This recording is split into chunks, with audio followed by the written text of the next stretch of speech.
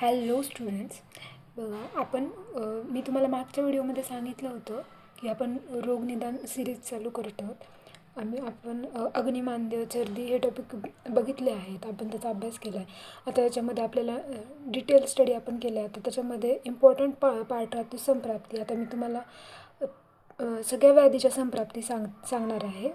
बघा, अग्निमांद्याची संप्राप्ती काय आहे. आपण अग्निमांद्य पाहिलं आहे. पहिल्यांदा हेतुसेवन, मुख्यतः कफ प्रकोपक हेतू. त्यानंतर त्रिदोष प्रकोप, मुख्यतः कफदोष.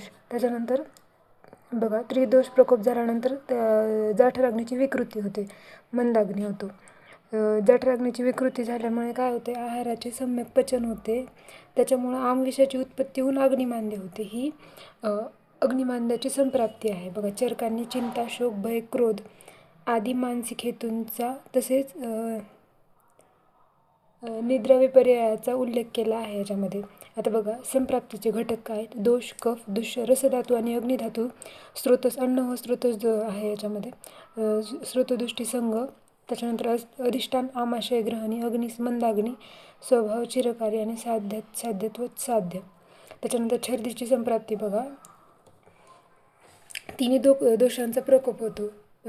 मुख्यतः काय होते, पित्ताचा प्रकोप होतो. कफपित्ताची प्रमाणता वृद्धी होते, त्याच्यामुळे वायूला प्रतिलोम गती मिळते.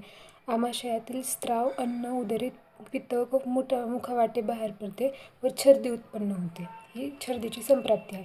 संप्राप्ती इम्पॉर्टंट आहे. व्हिडिओ जर तुम्हाला आवडला असेल तर लाईक करा, सबस्क्राईब करा. मी तुम्हाला सगळ्या व्याधीचे संप्राप्ती इम्पॉर्टंट आहे ते सांगणार आहे.